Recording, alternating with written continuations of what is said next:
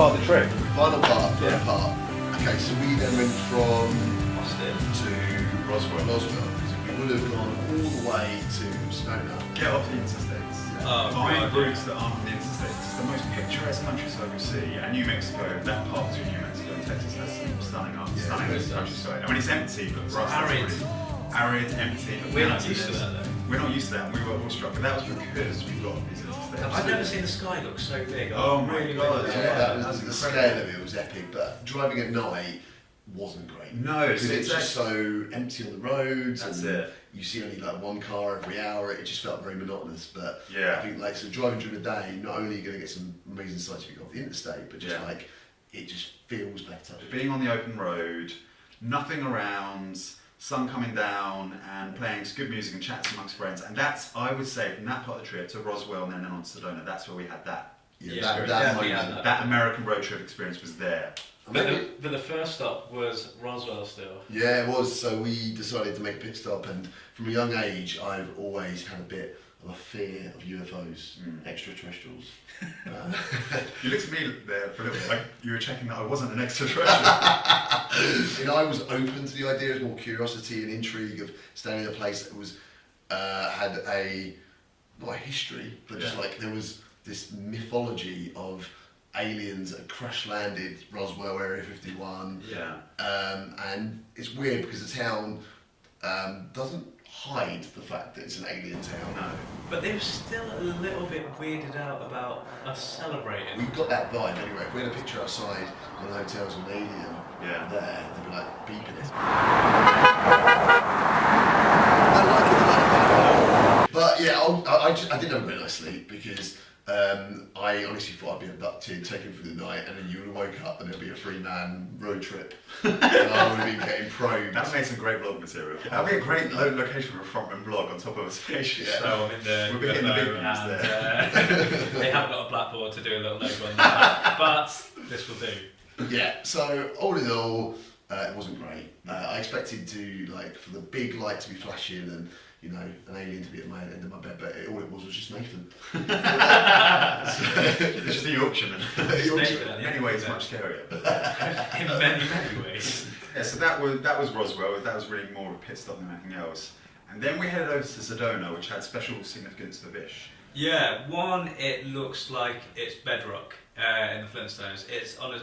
I thought it was a set at one point though, which it's incredibly beautiful, but it's also where my best mate lives. And he took us around, he showed us out a bit. We went out and met some of his friends, we got to stay at his as well, so no more Airbnbs for a little bit. No, took us to a few bars. It's a tiny spiritual town, so we weren't expecting the biggest nightlife, but there's definitely a feeling of that kind of spirituality there. It's a beautiful, beautiful place, and that's no more evident than when you go on a hike and get out into the desert. And we did two hikes. We did Cathedral Rock, and we did Bell Rock. Yeah.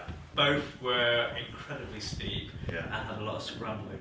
Yeah, I hit my head on a branch. You hit your head on a branch. You still got a wound. A little bit of a wound, on the top of my head. And it's nice to go from Texas, where we went out a lot and saw those bars, to actually do some physical exercise for one, absolutely, but also get a little bit closer to where. What we did really well was like go from the big city buzz vibe to going somewhere so like not like that. It was like our spiritual retreat as well. Exactly. Yeah. So if you're doing a road trip, then if you break it up, and we broke that up so well there, we could we needed that little bit of relaxation. Well, not relaxation, but just like something different. Definitely, and especially considering the next stop was the big, glorious, famous Las Vegas. Yeah. How do you start? We were adamant that we were going to make a big night of this, and we pushed it to the extreme. Absolutely. And we did though. We persevered, and we did make a big night of it. And Lady Luck was on our side. It really was. She was gambling with us then. So the first thing we had to do was the car was no more. We were saying goodbye to the car. Well, we did say goodbye to... It was emotional. Al was always, for me, there was two drivers, me and Al, throughout the whole trip, and Vish will probably agree with me, just a nod and agree. He was more of an erratic driver. Oh, he's erratic. Because there's something we didn't mention that we probably should mention, that on one of our journeys to Sedona, you got a speeding fine. He did get a speeding fine for...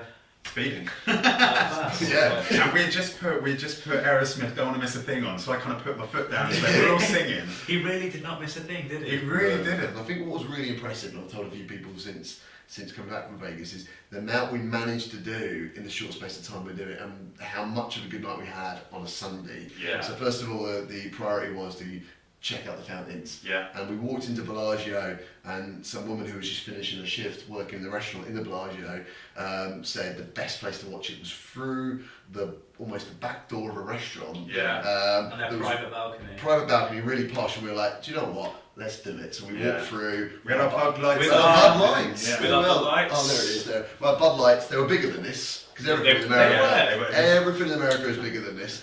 And we saw the fountains, and you know what the Bellagio fountains look like, but you didn't see them from where we saw them, and they were fantastic. They were brilliant, yeah. We had nice little cheers in front of the Bellagio. We did, once again. It was like Ocean's 11, but on a budget. And then we went from there to downtown. And downtown is like the anti-Vegas-ish. Yeah, so we hit a few bars. Went to some Me bars. and Vish found our inner child by going to the emo night. Yeah, that was good. Al sat in the corner sulking. He just looked like he was our dad and he'd taken us out. Yeah, he did. He was Yeah, like, I'm not an emo fan, I'm not going to lie. There's some music I can sort of get into, emo's not one of them, no. unfortunately. So we went from then downtown, and we thought, how can we had a lot of luck, and we managed to squeeze a lot in, and then we went back to Bellagio. We wanted to go to a club, and again it was that English politeness and perseverance, and we said to the guy, this is our last night on the whole American road trip, we want to come to your club. Not only did he let us in, because it was only for Bellagio to guests, but he let us in for free. Yeah. So it would have been $30, $30, correct. So we danced our English asses off. English classes up, yeah.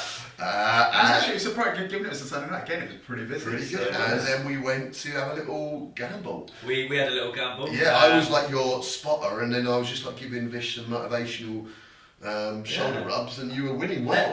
Next thing we know, there's piles of chips. Piles of chips, my friend. They weren't just French fries; they were full-on American chips. So we went and cashed those in, and I guess said goodnight to Vegas for them. Salute Vegas. It was a good night. We did well, and then it was Vegas on a flight to Boston.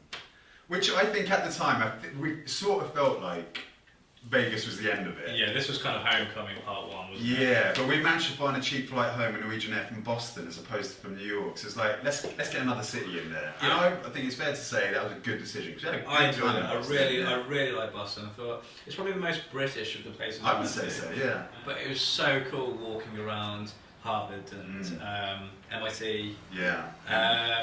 Really good place. What else did we do there?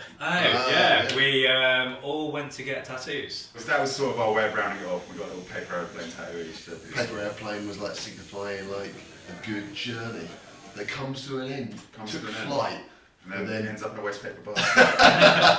Cool, just Great Britain. No. Just like us. Yeah. So what? All right then. That's the trip discussed. What were your kind of big takeaways? Your favourite things, and your big takeaways, and your things you could perhaps do differently. Favourite thing for me was probably Nashville, going to the gigs, seeing live music, especially in Nashville, which is renowned for it.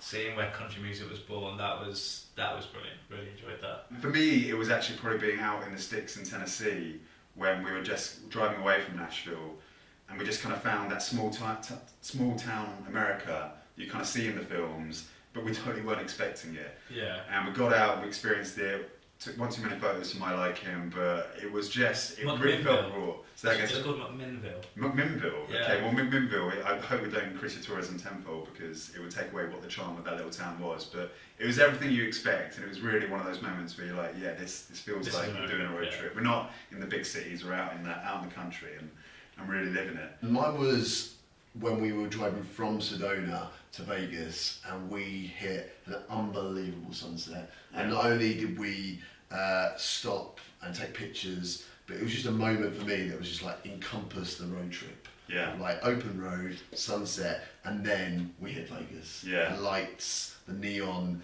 you getting out of the car, you both getting out of the car, taking pictures. It was almost just the glitz and the glamour, but also just the sheer magnitude of how big America is, what it can do for you in terms of like the sights, the sounds, the senses. It's amazing.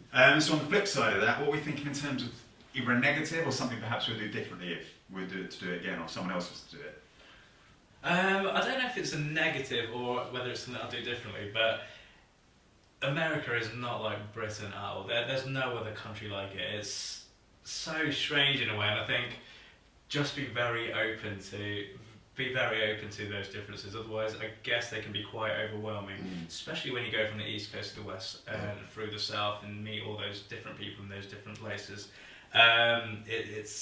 It's mad, but it's still worth the trip. You'll take a lot from it. I think as a driver, mine would be get off the interstate. You already mentioned that one. I think like try and look at different routes. And another top tip would be don't plan too far ahead. Always make sure like your 24 hours or your next 48 hours are sorted. Beyond that, freewheel it a little bit. Airbnb's always going to be there. Hostels are going to be there. If we were too structured with our trip, it could have actually been detrimental. But I think we did enough of being flexible, but also being planned ahead. For me, it would be, I guess it's a continuation of those two a little bit. I probably would have taken 1 or 2 cities away and spent longer in a couple of cities. I feel to get underneath the belly of somewhere. I mean, me and you do trips, and sometimes the three of us do trips in Europe. We'll have a long weekend there, and it's like 4 days. And that really feels like a good amount of time to really get to know a city and get to know the people there. There were a couple of places where I just felt like, yeah, we did something cool and we ticked it off, but just to see a few more places and a little bit less driving, especially at night and especially on the interstates, would have served us well. So that would be my kind of tip for a future self or someone else watching. My final one would probably be just choose the other day.